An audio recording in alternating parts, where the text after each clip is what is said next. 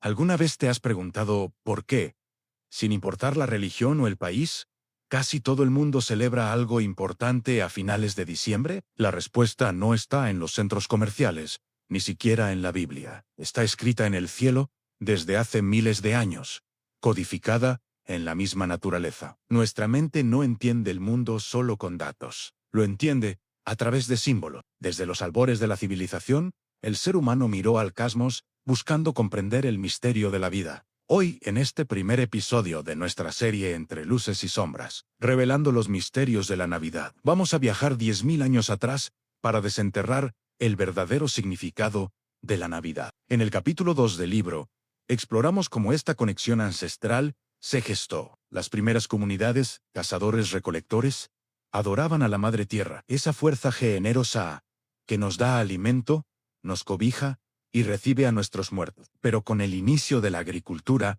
nuestra relación con el universo se volvió más elaborada.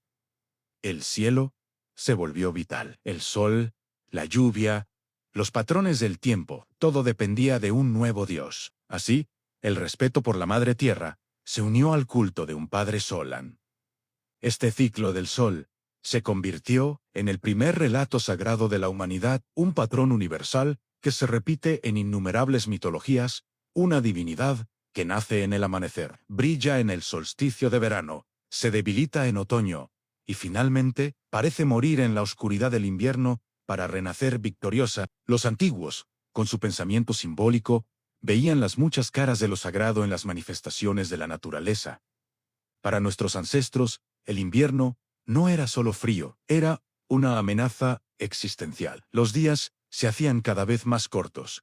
La oscuridad parecía ganarle la batalla a la luz. El solsticio de invierno es la noche más larga del año. Era el momento en que el sol parecía morir. Pero en mi libro planteo algo mucho más profundo.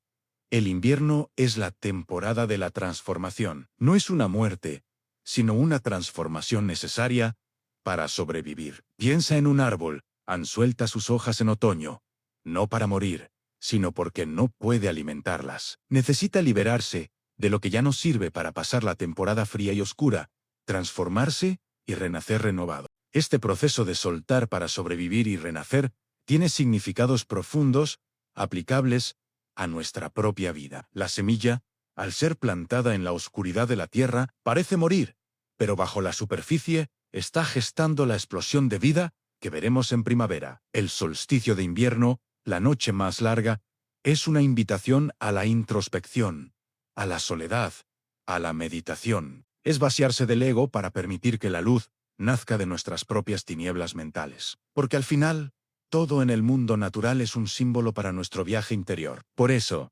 desde el Yule nórdico, con sus hogueras sagradas y sus troncos de roble, pasando por las Saturnales romanas, donde las jerarquías se invertían y los esclavos eran servidos por sus amos, hasta el majestuoso Inti Raymi, de los incas, en los Andes. Todas las culturas, en todos los rincones del mundo, crearon rituales para invocar el regreso de la luz y celebrar lo mismo en la victoria de la vida. Encendían hogueras, decoraban con plantas que nunca morían, como el pino, el acebo o el muérdago, y celebraban banquetes con lo que quedaba de la cosecha. Estos ritos no eran simples fiestas, eran actos de profunda fe en la naturaleza. La Navidad que celebras hoy es el eco de este latido universal, una tradición milenaria de esperanza en la renovación. Los símbolos que adornan tu casa, el árbol, las luces, las cenas, son, en su esencia, más íntima. La continuidad de esos solsticios antiguos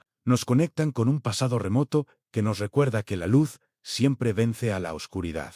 Si quieres descubrir cómo estos ritos naturales configuraron tu forma de ver el mundo y desvelar los secretos que la historia te ha ocultado, te invito a descargar el capítulo 1 gratis de Entre Luces y Sombras, revelando los misterios de la Navidad. El enlace está en mi perfil. Redescubramos juntos el código de la naturaleza y el verdadero origen de tus tradiciones más arraigadas. Es hora de entender que no celebramos una fecha, sino un ciclo eterno del que todos formamos parte.